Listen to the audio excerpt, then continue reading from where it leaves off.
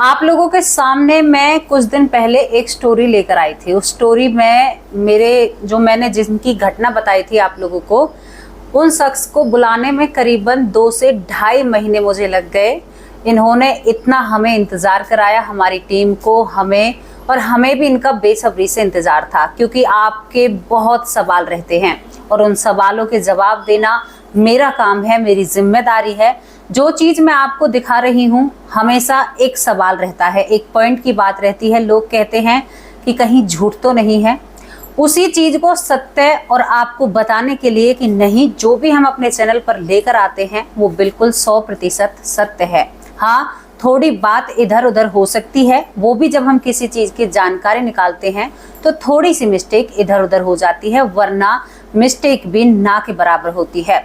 आज मैं एक ऐसे शख्स को आप लोगों के सामने लेकर आई हूँ जो करीबन 2 साल तक कोमा में रहते हैं, और कोमा के अंदर रहते हुए उन्होंने क्या महसूस किया, कौन उनके पास आए, मैंने इनकी वीडियो पहले ही अपने चैनल पर डाली है अपने आप बताकर। लेकिन आज साक्षात वो शख्स हमारे स्टूडियो में पधारे हैं, जिन्हें देखकर शायद मैं तो धन्य हो ही चुकी हूँ, लेकिन मैंने सोचा अपने परिवार को इनसे ज़रूर मिलाया जाए और इनके जीवन का जो भी सच है वो आप लोगों के सामने रखा जाए। कोमा में रहने के बाद लोगों को क्या महसूस होता है, कैसा आभास होता है, क्या सच में ही जितनी भी घटनाओं में मैंने बताया है कि भगवान मिलते हैं, क्या ऐसा होता है? आज सच में ही आपके सभी सवालों के जवाब हमारे भाई देंगे, और मैं इनको भाई ही कहूँगी क्योंकि ये मेरे भाई जैसे मुझे नजर आए। अब सर और मैडम का तो हमारे भारत में ये चीज़ें बाहर से आई हैं, अंग्रेज़ों की दी हुई चीज़ें हैं। अगर भाई बहन बोलें तो वो ज़्यादा बेटर रहेगा, ज़्यादा अच्छा रहेगा। तो नमस्कार, सभी का स्वागत करती हूँ, और हमारे स्टूडियो में आप लोगों को भी स्वागत करना होगा भीषम भाई का, जिनका हमने आज इंटरव्यू रखा है, जो कोमा में रहे हैं, जिनके परिवार ने बहुत संघर्ष किया है इन्हें आगे बढ़ाने में, और शायद इन्होंने भी एक ऐसी चीज को मात दी है जिसे शायद कोई भी नहीं कर सकता। दोस्तों, कोमा में से आना बहुत बड़ी बात है। तो नमस्कार भीषम भाई जी, स्वागत है आपका हमारे स्टूडियो में। ऐसा ही स्टूडियो है हमारा, लेकिन मैं अपनी ऑडियंस को दिखाना चाहती हूँ, और आपकी वीडियो हमने पहले ही स्टोरी कवर की थी, आपसे पूछकर किया था सब कुछ, मैंने इन्हीं को पूछा था। तो क्या आप हमारी जनता को बताना चाहते हैं? जनता, हालांकि मैं बोलती नहीं हूँ, ये मेरा परिवार है और मैं इन सभी को अपना परिवार मानती हूँ। हाँ बिल्कुल, हम भी तैयार हैं। तो आपका कैसे क्या हुआ था, पहले से हमें शुरुआत से बताइए कि आपके साथ क्या हुआ था, क्योंकि मैंने जो स्टोरी आपकी डाली है चैनल पर उससे मैच होती हैं या नहीं होती बातें, ये भी हमारी जो परिवार है उसको पता चल जाएगा। आपके साथ क्या हुआ, विस्तार से ज़रा बताएंगे हमें। हाँ, बात आपने भी जो सही बोली है, क्योंकि बात आपको मालूम चली, आपने जो बोला वो ज़्यादा अच्छी थी, आपको बताने का तरीका काफ़ी अच्छा था। शायद हमसे ना बताया जाए, लेकिन सच्ची बात तो यही है कि जब मैं ऑफिस से लौट रहा था तो अचानक से मेरे गांव में ही मेरा एक्सीडेंट होता है। उस एक्सीडेंट में बहुत सारी चोटें भी लगती हैं, लेकिन मुझे याद नहीं है। अच्छा, आपका कौन से सन में ये आपके साथ जो हादसा होता है, ये कौन से सन में होता है, ज़रा इसे बताइए। आप कौन सा वक्त चल रहा था? ये जून का महीना था, 18 तारीख थी और 2019 का टाइम था। काफ़ी ज़्यादा गर्मी थी और बाइक से मैं रोड से आ रहा था रात के 8:30-9 बजे के करीब। एग्जैक्ट टाइम तो मुझे मालूम नहीं है। अच्छा, ड्यूटी से आ रहे थे आप? जी हाँ। तो उसी समय अचानक साइड से गाड़ी आई थी, उसने मुझे हिट कर दिया। उसके बाद का मुझे ध्यान नहीं है। अच्छा, आपके सर में चोट लगी उस समय? अब शरीर में तो बहुत जगह चोटें थी, बट सर में बहुत मेजर चोटें थी। नाक से, आँख से, कान से ब्लड था, तो लोगों ने समझ लिया था कि भाई हो गया काम इसका। तो अच्छा, लोगों ने आपको मृत मतलब समझ लिया था उन्होंने, क्योंकि गर्मियों में जो स्वापी वगैरह हम लोग रखते हैं अपने साथ, वो स्वापी थी। भाई गमछा की बात कर रहे हैं, बहुत लोग गमछा बोलते हैं उसे। अब ये जो स्वापी उन्होंने देखी गले में जो पड़ी हुई थी, उसको ऊपर उड़ा दिया था कि भैया आपके ऊपर ढक दिया कि ये बिल्कुल चले गए। जी।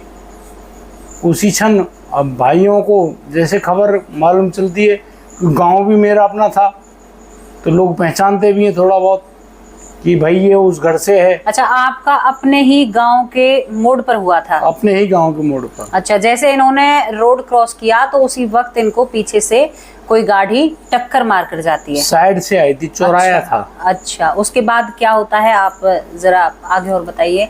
और हाँ, आपको एक और चीज बता दूं, जो भाई की आवाज है आपको लग रहा होगा कि ये बहुत अजीब बोल रहे हैं, क्योंकि मैं बहुत स्पीड से बोल रही हूँ। इनकी थोड़ी सी स्पीड या बोलने का लहजा आपको ऐसा लग रहा होगा। ये उन्हीं सब चीज़ों की देन है। जब इनका हादसा होता है तो हादसे में इनके साथ ऐसा होता है कि अब तक भी उसने अपनी छाप कहीं ना कहीं इनके ऊपर छोड़ रखी है।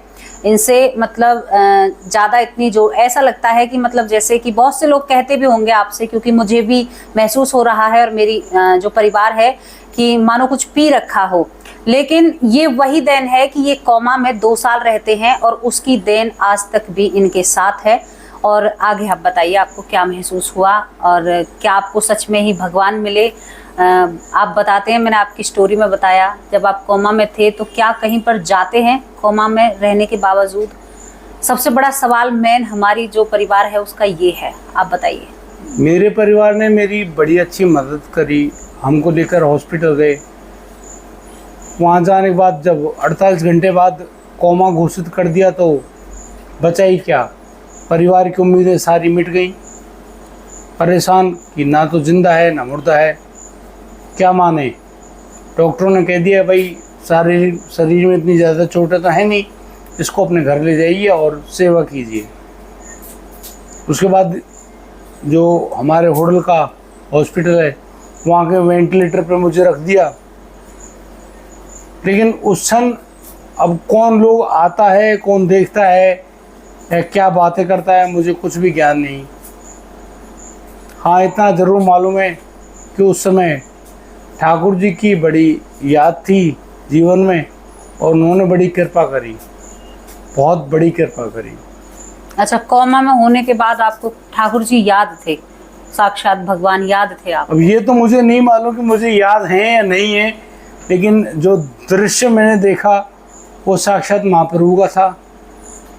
और ऐसे दर्शन थे कि शायद हमारे परम पूज्य गुरुदेव ने बताने के लिए मना किया हुआ है, लेकिन एक परिवार है, बहन है, भाई है, कुछ अनुभव ऐसे होते हैं जो बताने पड़ते हैं। जब बार बार गुजारिश में होती हैं, पूछा जाता है तो बताने पड़ते हैं। मैंने भी आपको बताया था।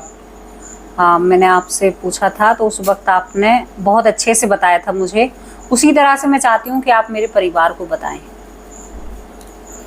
बस अब समय तो मुझे ज्ञात नहीं, लेकिन इतना था कि ठाकुर जी कदम की डाली पर विराजमान, गले में सुंदर फूलों की माला, धोती पहन रखी है, हाथों में बंसी, बड़ी मधुर ध्वनि, गैया आसपास। अच्छा, आप जब कोमा में थे, जब आपको ये महसूस हो रहा था? ये मेरी स्मृति में था। अच्छा, और मुझे कुछ याद नहीं है। अच्छा, ये आपको कोमा के अंदर याद था? जो मैंने आपसे स्टोरी में कहा था ना आप लोगों से कि कोमा के अंदर इन्हें साक्षात श्री कृष्ण भगवान के दर्शन हुए, ये उनकी बातें आपको बता रहे हैं कि बांसुरी भी उनके हाथों में होती है। और आगे जो जितना भी है सब कुछ बताइए आज हमारे। अब यही स्मृति है और ठाकुर जी ने शायद हृदय को, आत्मा को बांध रखा था अपने चरणों में, और इससे बड़ी और कृपा नहीं हो सकती मेरे लिए तो। इसके अन्यथा मुझे कुछ भी याद नहीं है। अब क्या होता है अगले जितने भी समय में रहा कोमा में, वो एग्जैक्ट मुझे खुद मालूम नहीं, लेकिन शरीर जर्जर हालत में हो चुका था।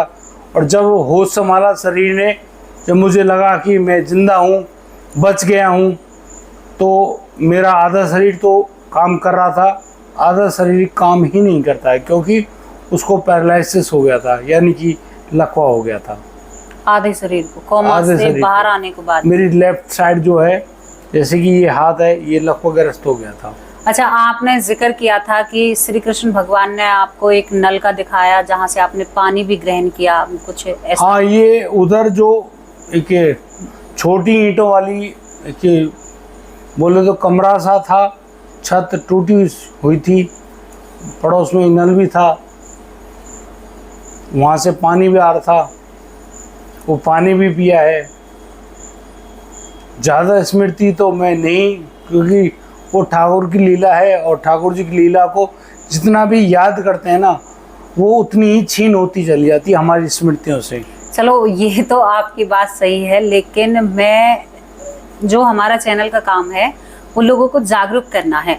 अगर आपका थोड़ा सा योगदान रहा, आपने थोड़ा सा भी सपोर्ट किया या बताया उन लोगों को, तो उन्हें पता चलेगा ना कि ठाकुर जी कितने कहते हैं ना कि कितना अच्छा रूप है उनका, वो कितना लोगों पर दया करते हैं, कितने दयावान हैं कि ये भाई 2 साल तक रहते हैं। आप सोच कर देखिए, मेरे रुए खड़े हो रहे हैं। आज भी इनका बोलने का लहजा आप समझ रहे होंगे। श्री कृष्ण भगवान का दर्शन देना, बाहरी दुनिया से कोई ताल्लुकात नहीं थे इनके, और आज आप इनको साक्षात मेरे सामने देख रहे होंगे। बड़ी रिक्वेस्ट के बाद 2 महीने से मैं इनसे कांटेक्ट कर रही हूँ। ये शायद ठाकुर जी की इन पर कृपा है, जो शायद बहुत बड़े हो चुके हैं, जो मेरे कई बार बुलाने पर इतने दिन बाद ही आए। लेकिन मैं केवल ये दिखाना चाहती हूँ कि आपको कि वो ठाकुर जी सबके लिए ना बहुत महान है, वो बहुत दयालु हैं। वो अपने भक्त को आप 1 कदम बढ़ाओगे तो वो आपके लिए 10 कदम बढ़ाने के लिए तैयार हैं, लेकिन आपका विश्वास उन पर होना चाहिए, आपका धैर्य, आपका विश्वास और आपका सच उनके साथ होना चाहिए। वो आपकी परीक्षा लेते हैं। भाई की इतनी बड़ी परीक्षा ली, मैं खुद सुनकर इन बातों को, जिस दिन मैंने स्टोरी पर काम किया था ना, मैं हिल चुकी थी। मैंने इनको जब सुना, इन्होंने कहा कि मुझे साक्षात, ये कहते हैं कि मैं बताना नहीं चाहता, ये इनकी मर्जी है, लेकिन अगर मुझे ठाकुर जी दर्शन दे तो मैं तो चीख चीख के बताऊं, भैया सभी भगवान के दर्शन करो, ऐसा कुछ करो जो ठाकुर जी आपसे मिलने के लिए आए। शायद ये बहुत नेक और अच्छी आत्मा है जो इनसे ठाकुर जी साक्षात मिलने के लिए आए। बहुत अच्छी बात है। और भाई आपके परिवार ने मतलब कैसा संघर्ष किया, आप कितने दिन तक, क्या आपको बिस्तर पर ये एहसास नहीं होता था जैसे लोग आपके पास आते थे कि कोई आया है मुझे देखने के लिए? क्या बाहरी दुनिया दिखती थी, केवल ठाकुर जी ही दिखे थे? जो लंबा समय कोमा में बीता, उस समय के अनुसार तो मेरा किसी से कोई ताल्लुका था ही नहीं। फिर ऊपर से जब होश संभाला तो ये तो मालूम था कि भाई बॉडी है, लेकिन बॉडी आधी है, और मैं किसी से क्या मदद मांगता। अब यहाँ मेरे पास सिर्फ एक ही जो सपोर्ट थी वो मेरा परिवार था, और मैं बड़ा धन्यवाद देना चाहता हूँ अपनी धर्मपत्नी को कि वो हमेशा मेरे साथ कंधे से कंधा मिलाकर खड़ी रही। उन्होंने साफ कहा कि तुम परेशान मत होना, जब तुम कमाते थे हम लोग खाते थे, अब हम कमाएंगे, तुम घर पे रहो, आराम करो और अपने आप को ठीक करो, हम लोग हैं और हमेशा तुम्हारे साथ रहेंगे, बिल्कुल भी परेशान मत होना हमारी ओर से। जीवन में ऐसी पत्नी मिलना बहुत बड़ी बात है। आज आप रोज केस देख रहे हो जहाँ पर मैंने इनसे सुना भी था, इनकी पत्नी ने भगवान से लड़ाई कर दी थी, या तो मेरे पति को देना होगा वरना देख लेना कि मैं नहीं हूँ, तुम नहीं हो। सोच कर देखिए, एक पत्नी ही है जो पति को यमराज के मुंह से भी वापस ले आती है। इनकी पत्नी के लिए सच में ही सल्यूट करती हूँ। जो उनके धैर्य था ना उनका, वो सच में ही बहुत शक्तिशाली रहा होगा उस समय। मैंने तो ये सब कुछ नहीं देखा, लेकिन इनके बताए हुए शब्दों से ही कह रही हूँ, पत्नी बहुत तारीफ के योग्य है। पत्नी चाहे तो पति को राजा बना सकती है, वही पत्नी चाहे तो पति को रंक बना सकती है। ये पत्नी के हाथ की कहानी है, इसे जो जान गया उसका जीवन सफल हो जाता है। लेकिन क्या कहें आज की पीढ़ी से। अच्छा, आपसे एक और बात पूछना चाहती हूँ कि जैसे श्री कृष्ण कन्हैया आपको नजर आए, आप खुलकर थोड़ा सा बताइए हमारी जो परिवार है कि जब वो आपसे कुछ बोले, क्या उन्होंने कुछ बात की आपसे, कुछ कहा कि आप उठो, आपको उठना होगा या जीवन में आगे बढ़ना होगा, या केवल दिखाई ही दिए थे आपको? ये बहन, ये आंतरिक अनुभूति का प्रश्न है। इनके लिए शब्द ज़रूरी नहीं है, क्योंकि शब्दों से वो बातें कहनी बहुत मुश्किल काम है। कि किसी से यदि पूछा जाए कि रसगुल्ला कैसा है, तो ऑब्वियसली सभी लोग कहेंगे मीठा है। दोबारा पूछेंगे तो फिर कहेंगे भाई बहुत मीठा है। यदि तुमने ये प्रश्न तीसरी बार किया तो वो यही बात कहेंगे, भैया खा कर देख लो। क्योंकि इसका अर्थ सिर्फ इतना है कि ये जो अनुभूति है ना, इनको इंसान खुद पाए तो ज़्यादा अच्छा है। पॉइंट की बात है बिल्कुल एकदम, कि खुद करके देखो, खुद अनुभव करो, खुद तपस्या करो, पाओ उन्हें, कैसे वो मिलेंगे, कैसे तुम उन्हें रिझाओगे, क्या तुम उन्हें रिझाने लायक योग्य हो, क्या तुम मुझे उन्हें रिझा सकते हो। ये बहुत बड़ी बात है। भीषम भाई ने एकदम बहुत बेस्ट बात कही है, मुझे बहुत अच्छा लगा इनकी बात को सुनकर। तो आपका अनुभव बहुत अच्छा रहा। फिर आप उसके कितने दिन बाद कोमा से बाहर आते हैं, ये और बताइए। अब वो कोमा से तो बाहर आ गए, लेकिन शरीर और दुनिया कोमा में थी। ये मानिए कि उस समय कोरोना काल का जो दंश पूरे विश्व को डस रहा था, चारों तरफ हाहाकार था। उस समय जब नेत्र बिंदु हमारे खुले, आंखें खुली, बाहर देखा, भैया हाहाकार मचा हुआ है, तो बस कुछ था ही नहीं, डॉक्टर्स भी अवेलेबल नहीं थे। और वही लाडली जो हमारी राधा रानी, हमारे ठाकुर जी, दोनों की बड़ी कृपा हुई।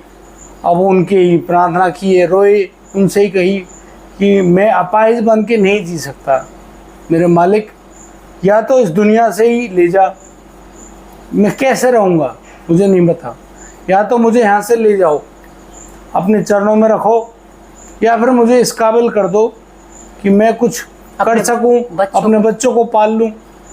लेकिन मेरे ठाकुर जी ने बड़ी कृपा करी और इसके लिए शब्द नहीं है। मैं किसी भी रूप में ना तो धन्यवाद कर सकता हूँ, ना ही कुछ कह सकता हूँ, बाकी आप खुद समझदार हैं। लेकिन मैं आपसे एक छोटी सी बात कहना चाहता हूँ कि परमात्मा ठाकुर जी को जो भी आप मानते हैं, उनके सामने हृदय से रोना, अपना हृदय खोल के रख दो, भाई जो भी हूँ, जैसा हूँ, तुम्हारे सामने हूँ। ये जो मालिक है ना ठाकुर जी, हमारे ना पूजा पाठ से रिझाते हैं। हम कितने भी ढोंग ढकोसले जो भी हम करना चाहते हैं, आप कुछ भी कीजिएगा, वो प्रसन्न नहीं होंगे। यदि उनको प्रसन्न करना है, सिर्फ एक बात है, अपना हृदय खोल के रख दो, हे मालिक, सिर्फ आप और मैं, और फिर देखिए आनंद की अनुभूति। अगर साक्षात आप लोगों के साथ ये जो मैं कह रहा हूँ ये अनुभव ना हो, तो मैं चैलेंज करता हूँ, लेकिन आपको यदि अनुभूति पानी है तो अपना हृदय उनके सामने खोल के रखना होगा। ये बिल्कुल सही बात कही है इन्होंने, आपको उनके आगे रोना है। अरे इंसानों के आगे क्या रोना, उनके आगे रोना, क्या रोना, रोना ना रोना एक समान होता है। अरे जब श्री हरि के सामने रोओगे ना, तो शायद जिंदगी सफल हो जाएगी। ये उस दिन से इनकी जिंदगी में बहुत परिवर्तन हुआ है। कभी ये श्रेय मैं को नहीं देते हैं। अब मैं का मतलब आप समझ रहे होंगे, ये कभी भी श्रेय अपने आप को नहीं देते हैं। कहते हैं कि सब श्री हरि की कृपा है, उन्होंने दिया है वही लेंगे, वही करता है, वही भोगता है। ये सब कुछ उनको समर्पण कर देते हैं, कभी भी अपने आप को किसी चीज का कोई क्रेडिट नहीं देते। और देखिए जीतता जाता सबूत आप लोगों के सामने है। आपको इनकी भाषा से, आपको बैठे हुए भी नजर आ रहे होंगे। ऐसी बात नहीं है, कोमा से बाहर आने के बाद इन्होंने अपनी जिंदगी को बहुत सफल बनाया है। ये बहुत सफल होकर हमारे और आपके सामने एक, कहते हैं ना कि एक चमकता हुआ तारा बनकर उभरे हैं। वाक्य में ही इन्होंने अपनी जिंदगी को बहुत बदल दिया है। जब ये कोमा में गए थे, तो जब मानो आप लगाइए 2 साल ये कोमा में रहे, और जब इनकी आंखें खुलती हैं तो कोरोना काल चल रहा था। मानो 1-2 साल यही नहीं पता जिंदगी के कहाँ गए, लेकिन उसमें भी श्री हरि का होना, तो वो तो कहीं ना कहीं है ना, उसे तो आप झुठला नहीं सकते। मैंने बस यही बताने को आपको ये बातें कही थी। और मेरे भाई के, मैं खुद सोच में हूँ इनकी बातों को सुनकर, और मैं बहुत ही, देखो भगवान को सब मानते हैं, लेकिन मैं उन्हें बहुत मानती हूँ और मुझे घमंड है, मुझे उन पर घमंड है। किसी और पर मुझे घमंड नहीं है, मुझे अपने आप पर घमंड नहीं है, मेरे परिवार पर घमंड नहीं है, लेकिन मुझे श्री हरि पर घमंड है कि मैं उनकी लाडली हूँ। और इन्हों का जो परिवर्तन, कि भाई आप बताइए आपकी जिंदगी में कितना बदलाव आया, ये श्री हरि को, मतलब हमेशा मैंने इनके बातें, जब इनसे बातें की, मैंने कई बार इनसे बातें की, तो ये हमेशा बहन जी सब कुछ उन्हीं का है, लाडली जी का है, मेरा कुछ नहीं है, उनकी कृपा है। मैं बहुत मतलब कहते हैं ना कि एक प्रशंसा मुझे हुई इनकी बातों को सुनकर। तो क्या आपकी जिंदगी में कुछ बदलाव भी इन चीजों से आए? मतलब आप जैसे कोमा में रहे तो जिंदगी में क्या भगवान का रुझान ज्यादा बढ़ा, या पहले से ही आप ऐसे थे, या कोमा के बाद आप ऐसे हुए हो? ये बातें अगर मैं कहूँ आंतरिक स्थिति से, तो मैं शुरू से ही भगवान के प्रति इतना ही दिल खोल कर रहता था, हूँ और आगे भी रहूँगा, ये तो मुझे यकीन है। लेकिन हाँ, इतना ज़रूर है कि लाडली जो की इतनी बड़ी कृपा हुई है कि अब जहाँ भी देखो, जहाँ पे मैं अभी सेवाएं दे रहा हूँ, ये शरीर सेवाएं दे रहा है कॉलेज में, उस जगह पे राधे राधे, कहीं जाता हूँ वहाँ राधे राधे। मतलब ऐसा कोई जगह नहीं जहाँ पे राधा रानी लाडली जो कृपा नहीं करती हूँ, हर जगह। और परिवार इतना सुख में हो गया है, कोई कष्ट नाम की चीज़ ही नहीं है। बड़े चैन से, बड़े अमन से हम लोग वो जो भोजन प्रसाद मिलता है पाते हैं, पूरा परिवार पहले भगवान को अर्पित करते हैं, फिर पाते हैं, और बड़े चैन से जो भी हमारे सांसारिक गृहस्थ जीवन के कार्य हैं सभी करते हैं। लेकिन किसके लिए? ठाकुर जी के लिए। क्योंकि बेटा रूप में या बेटी रूप में या पत्नी रूप में कौन है? सिवाय उनके कोई और है ही नहीं। सिवाय हमारे ठाकुर जी के कोई और आ भी नहीं सकता। बस वही हैं, अलग अलग उन्होंने रूप धारण किए हैं, लेकिन कृपा उनकी ही है। इसके अलावा और ज़्यादा शब्द मेरे पास है नहीं। वो तो चलो, इनका यही है कि ये खाने या भोजन को भी प्रसादी कहकर बुलाते हैं, और प्रसाद पाना ही उन्हें कहते हैं। ये अभी मैंने कहा भाई आपने खाना खा लिया, तो इन्होंने आते ही मुझसे कहा, क्योंकि मैं तो भाई भोजन बोलती हूँ, तो उन्होंने कहा कि हाँ बहन मैंने प्रसाद पा लिया। मैंने कहा कहीं भंडारे में खाकर आए होंगे, लेकिन फिर मुझे पीछे समझ में आया, मैंने कहा ये तो कोई क्रेडिट लेते ही नहीं है, ये सब कुछ समर्पित करते हैं। और एक बार आप कर देखिए, आपकी जिंदगी निहाल हो जाएगी। अच्छा, आप अब कौन सा काम करते हो, क्या काम करते हो, कॉलेज में क्या करते हो आप? कॉलेज में मैं IT प्रोफेशनल हूँ, वो शुरू से ही था, ठाकुर जी की कृपा थी। और IT में कंप्यूटर से जुड़ी हुई या इंटरनेट से जुड़ी हुई जो भी सेवाएं हैं, एक कॉलेज में एज ए सपोर्ट हम लोग काम करते हैं। टीम है पूरी, हम सब लोग मिलके काम करते हैं। हमारे छोटा सा गांव है, उस गांव से, गांव का नाम भी हमारा जो गांव सौंद गांव होडल, जो हमारी तहसील पड़ती है, पलवल ज़िले के अंतर्गत आता है, हरियाणा में, वहाँ का रहने वाला हूँ। उस गांव में जो इंटरनेट की जो सर्विस है वो भी हम लोग प्रोवाइड कराते हैं, चाहे वो वायरलेस हो या फाइबर से हो। ये पार्ट टाइम काम हो गया है। बाकी आपकी कृपा से ये जो आप वक्तव्य सुन रहे हैं, जो मैं बोल पा रहा हूँ, इसको बेहतरीन करने का जो मुख्य कार्य किया है वो YouTube की ऑडियंस ने किया है। दरअसल हम लोग खुद YouTube पे भी हैं, एक चैनल बनाकर शुरुआत करी थी बोलने की, और आपके सामने बोलने पर बहुत से लोगों की बहुत अच्छी कमेंट भी आती हैं, हमारे लिए मोटिवेशन भी देकर जाती हैं। और फिर हम पहले मैं जब इस स्थिति से उभरा ना, तो मैं बोल नहीं पाता था बिल्कुल भी।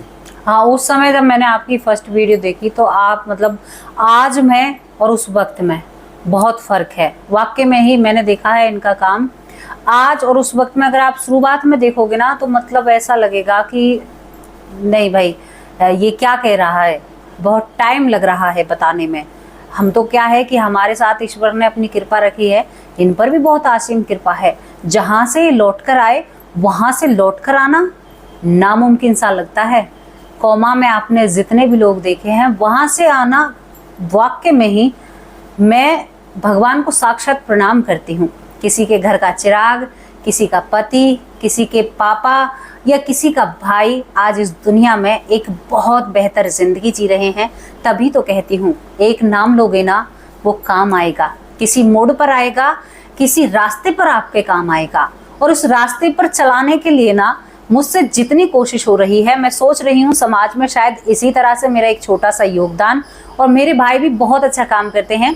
इनका YouTube चैनल है और YouTube पर ये वीडियो डालते हैं। आप अपने चैनल का नाम भी बता सकते हैं, आप इनको इनके चैनल पर जाकर सुन सकते हैं। क्या नाम है आपके चैनल का? नाम भी बताइए चैनल का। किस्से क्राइम के, क्योंकि आज के समय में क्राइम जिस प्रकार से बढ़ रहा है ना, लोगों ने अपनी सारी ताकत क्राइम करने में लगा रखी है। पति पत्नियों के पीछे हैं या फिर पत्नियां पतियों के पीछे। भाई साहब चारों तरफ इतना बुरा हाल है कि लोग डर रहे हैं कि भाई वो क्या कर रहे हैं। हम लोग उन क्राइम की घटनाओं को लेकर आते हैं सभी के सामने और फिर उनको बताते हैं कि आपने क्या किया है, उसका परिणाम क्या है।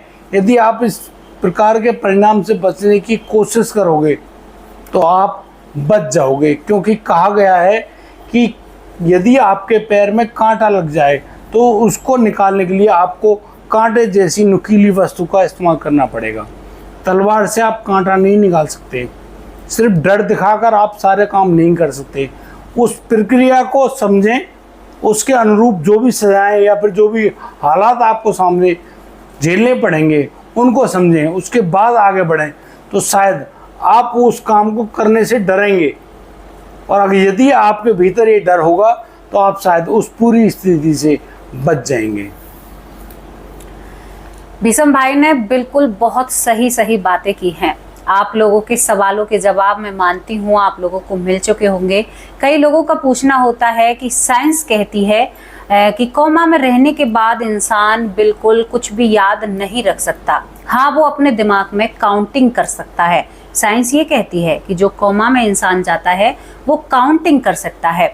विषम भाई, आप मुझे बताइए, जब आप कोमा में थे तो क्या साइंस के हिसाब से क्या आप कोई गणित का काउंट कर सकते थे या कुछ ऐसा अनुभव आपका रहा हो श्री कृष्ण भगवान से अलग? तो ऐसा कोई अनुभव नहीं है।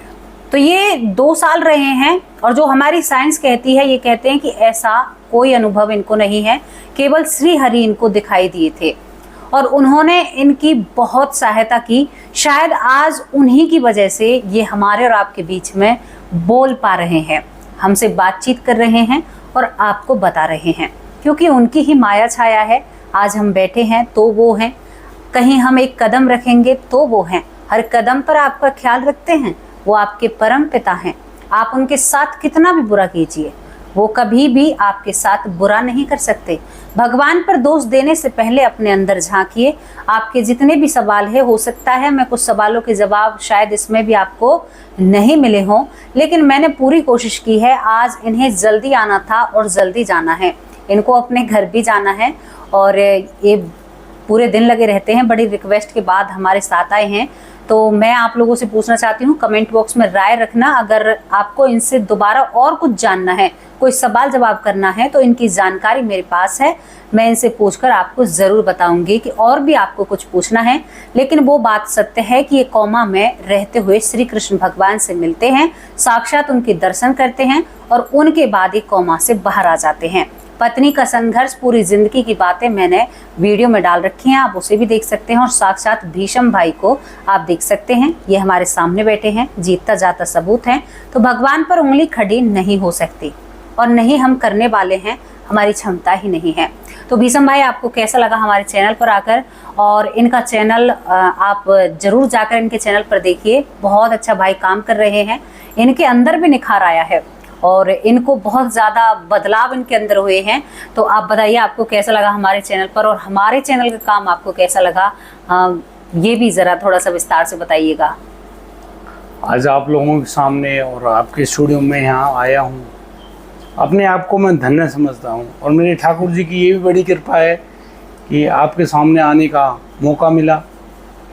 आप मेरी बात सुन रहे हैं, उसके लिए मैं आपको प्रणाम करता हूँ। बाकी आपको प्रणाम करता हूँ। अरे भाई, अरे नहीं, ऐसे ये नहीं। ठाकुर जी की बड़ी लीला है और बस वही है, ये अखंड सत्य है और कुछ भी नहीं है। और एक बार अपने चैनल का नाम और बोल दीजिए। यदि आप मेरे चैनल पे आना चाहते हैं, देखना चाहते हैं, हमारा काम देखना चाहते हैं, तो मेरे चैनल का नाम किस्से क्राइम है। किस्से क्राइम के उसका जो लिंक है मैं इस वीडियो के नीचे बहन जी से प्रार्थना करूंगा कि वो डाल देंगे। आप लोग उस लिंक पर जाने की कोशिश करें और शायद हमारा काम देखें कि हम सही कर रहे हैं गलत। आप अपनी राय हमें कमेंट बॉक्स में अवश्य दें ताकि पता चले कि हम जिस रास्ते पे जा रहे हैं वो सही है या गलत है। बाकी हमारी तरफ से तो राधे राधे है ही। तो चलिए, आपको कैसा लगा भीषम भाई का इंटरव्यू, जिन्होंने जिंदगी में बहुत उतार और चढ़ाव देखे, जिनकी जिंदगी शायद संघर्षों से भरी तो थी, लेकिन श्री हरि का साथ था। कहते हैं उनका साथ होता है तो हर राह आसान हो जाती है, जैसे कि साक्षात इन भाई की राह आसान हो गई। हम भगवान से प्रार्थना करते हैं कि मेरा जो 1 लाख का परिवार है, उस परिवार के ऊपर भी श्री हरि की कृपा बनी रहे, उनके अपने सावधान और सुरक्षित और सतर्क रहें, उनके अपनों की जिंदगी बेहतर और लंबी रहे। और जो मेरी माएँ हैं ना, जो मेरी बहनें हैं, जो मुझसे जुड़ी हुई हैं, और जो मेरे भाई हैं, अक्सर सुरेश सोनी, बहुत सारे भाई हैं जो मुझ पर कमेंट करते हैं, आप सभी की लंबी आयु रहे, हम तो यही कामना करते हैं। और आगे भी आपको पुनर्जन्म के जितने भी किरदार मैंने अपने चैनल पर डाले हैं, सभी से रूबरू कराऊंगी। या तो वो हमारे स्टूडियो में आएंगे या हम उनके गांव में जाएंगे, ज़रूर आपको उनसे रूबरू कराएंगे। ये मेरा वादा है, एक वादा मैंने पूरा कर दिया है। मैंने कहा था कि भीषम भाई को आपको सामने ज़रूर लेकर आऊंगी। आज आपकी इस बहन ने वो वादा पूरा कर दिया है। ये साक्षात भीष्म पितामह है। और भाई, इन्होंने जो कुछ देखा है ना अपनी ज़िंदगी में, सच में ही वहाँ से इंसान शायद इन बातों को कहने योग्य नहीं रहता है। देखो दोस्तों, ये समाज की सच्चाई है। अगर हमारी ज़िंदगी में कुछ होता है तो कभी कभी ऐसा भी हो जाता है कि लोग इस दुनिया से चले जाते हैं, शायद अपने साथ हुई बातों को वो नहीं बता पाते हैं। लेकिन भीषम भाई, जिनके ऊपर भगवान का हाथ है, वो आज हमारे साथ हैं। कैसा लगा आपको ये छोटा सा काम? अपनी राय कमेंट बॉक्स में जरूर रखना। भीषम भाई को भी सपोर्ट करना, बहुत अच्छे भाई हैं और बहुत निखार और सुधार इनकी वाणी में हो रहा है। अब आप लोगों से विदा लेना चाहते हैं, भाई को भी अपने घर जाना है और बहुत रिक्वेस्ट की थी इन्होंने, जभी ये यहाँ पर आ चुके हैं। और जैसी भी आपकी राय है, अपनी राय कमेंट बॉक्स में जरूर रखना। अब शाम को हाजिर होंगे एक सच्ची और अच्छी स्टोरी के साथ। और भीषम भाई, आप भी नमस्कार, जय हिंद बोल दीजिए। नमस्कार, जय हिंद, जय भारत।